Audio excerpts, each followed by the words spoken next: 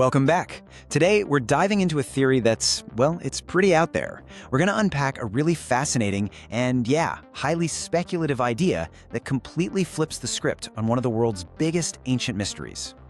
So let's just jump right into the big question, the one that kind of blows your mind a little bit. What if the pyramids weren't tombs? Not at all. What if they were actually machines?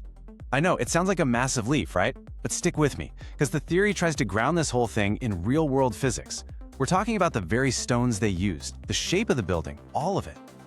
Okay, so to even begin to get our heads around this, we have to throw out the old textbook ideas. We're not looking at a tomb anymore. We're looking at a machine, a piece of tech.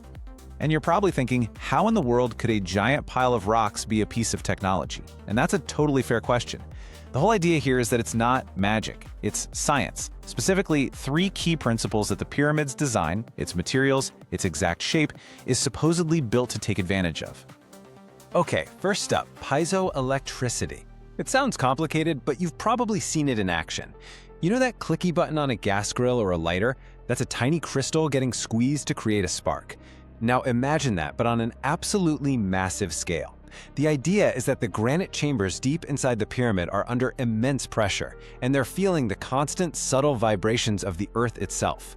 All that stress, according to the theory, could be converted into a steady electric charge. Next, we've got resonance. This is another one you've probably heard of. Think about an opera singer hitting just the right note and shattering a wine glass.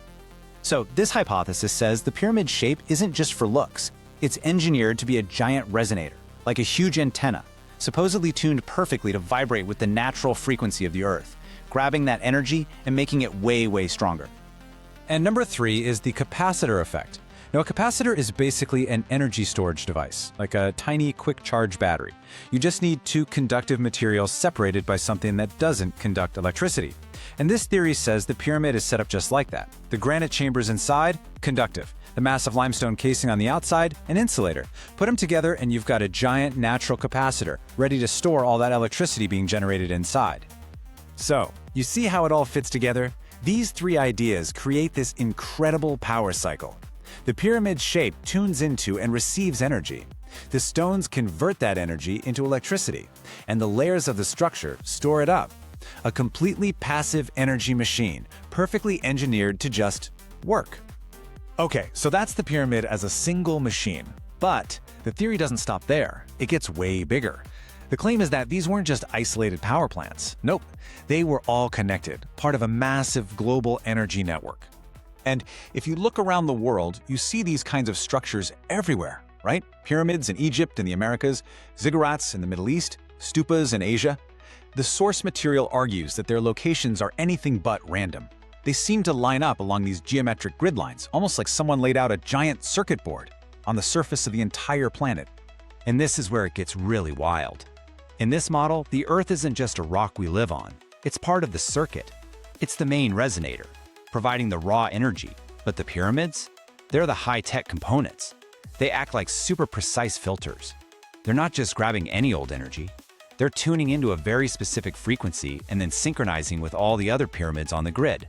So every single node is perfectly in sync. So this all begs the enormous question, right? Who could have possibly built something like this? And if they did, where did they go? Why isn't this in any of our history books? Well, to explain that, the theory goes into what you could call a sci-fi origin story. It lays out this speculative timeline for a lost civilization. They supposedly flourished thousands of years ago, built this incredible global grid, and even put a satellite in orbit to collect energy. But then, catastrophe. A massive event like a magnetic pole shift throws the whole system into chaos, and they're gone, vanished. So after this massive collapse, the knowledge was just lost. Generations later, people found these amazing ancient structures still standing. They had no idea what they were for, so they did the next best thing: they repurposed them.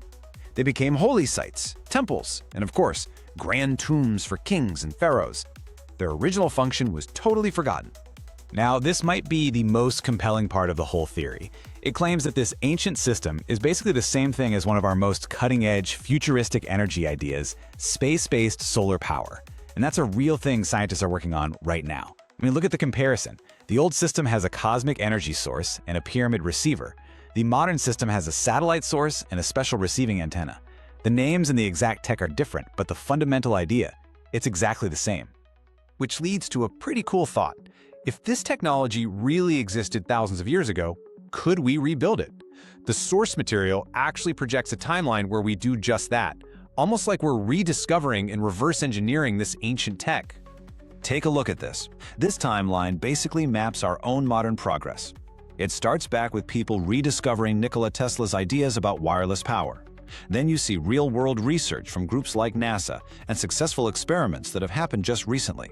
The projection here is that by 2055 or so, we could have our very own global wireless power grid, which sounds an awful lot like the ancient one we were just talking about, doesn't it?